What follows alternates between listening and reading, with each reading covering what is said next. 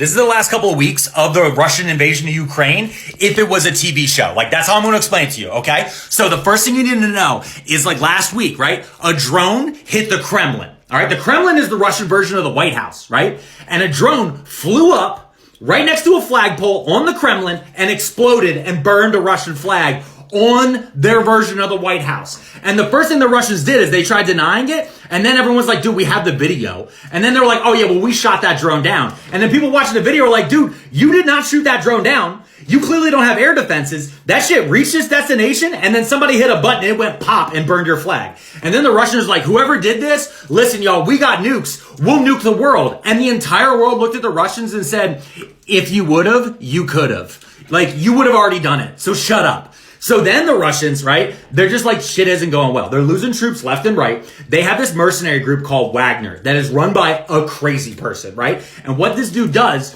is he goes and he hires prisoners from Russian prisons out in the middle of nowhere, like their version of Ohio, right? And he takes these people and he brings them to Ukraine and he sends wave after wave of them at the Ukrainians. And they just get mowed down. And this dude keeps losing battles left and right. But here's what his favorite thing to do is, right? He likes to make unhinged videos blaming everyone else but himself for it. He blames the government. He blames the military. He's standing in front of dead bodies going like, this is because they didn't send me enough ammo. This is because of that stupid old man. And everyone's like, yo, who's he talking about, stupid old man? And people are like, yo, is he talking about Putin? And then at one point, this dude said, I'm about to pull out of Ukraine and maybe I'll come to Moscow. And like everyone lost their mind then. Everyone was like, yo, what the hell is going on right now, right? Which brings me to yesterday. So you know how in America, like we don't have good social services because we spent all of that shit on like war and planes and missiles?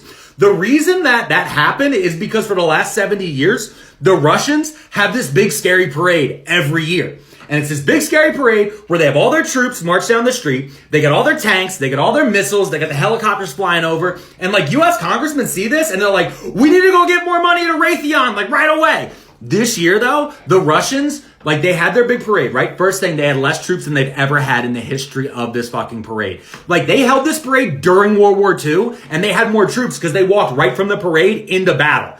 They had like 11,000 troops. Almost all of them were literal kids. Like they couldn't even grow a beard. But this is the funniest part. Instead of having 30, 40 tanks, you know what they had? They had a tank. A single tank. They didn't have enough tanks. And because of that, the Ukrainians today posted a video of all these burned out shells of Russian tanks that Ukrainian tractors have dragged to their own capital. And in the video, they said, hey, Russia, if you need to find any of your tanks, we have them here.